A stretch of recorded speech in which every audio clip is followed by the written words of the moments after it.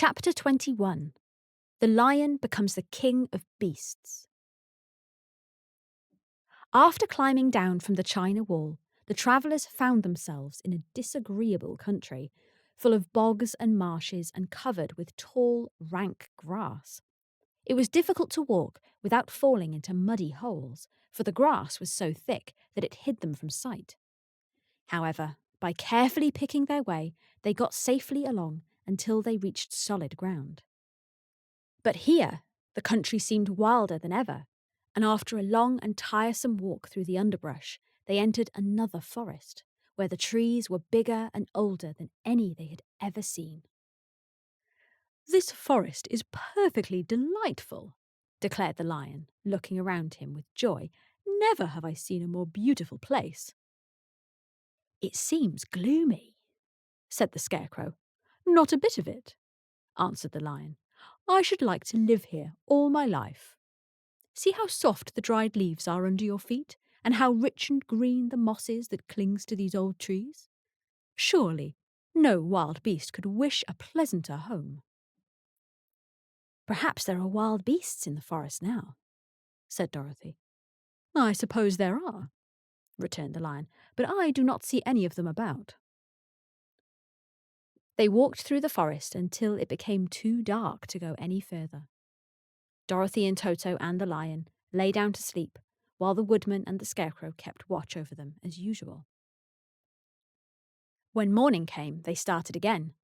Before they had gone far, they heard a low rumble, as of the growling of many wild animals. Toto whimpered a little, but none of the others were frightened, and they kept along the well-trodden path until they came to an opening in the wood in which was gathered hundreds of beasts of every variety. There were tigers and elephants and bears and wolves and foxes and all others in the natural history, and for a moment Dorothy was afraid. But the lion explained that the animals were holding a meeting, and he judged by their snarling and growling that they were in great trouble. As he spoke, several of the beasts caught sight of him, and at once the great assemblage hushed as if by magic. The biggest of the tigers came up to the lion and bowed, saying, "Welcome, O King of Beasts! You have come in good time to fight our enemy and bring peace to all the animals of the forest once more." "What is your trouble?" asked the lion quietly. "We are all threatened," answered the tiger, "by a fierce enemy which has lately come into this forest. It is a most tremendous monster, like a great spider, with a body as big as an elephant and legs as long as a tree trunk. It has 8 of these long legs, and as the monster crawls through the forest, he seizes an animal with a leg and drags it into his mouth, where he eats it as a spider does a fly. Not one of us is safe while this fierce creature is alive, and we had called a meeting to decide how to take care of ourselves when you came along." The lion thought for a moment. "Are there any other lions in this forest?" he asked. "No. There were some, but the monster has eaten them all. And besides, they were none of them nearly so large and brave as you."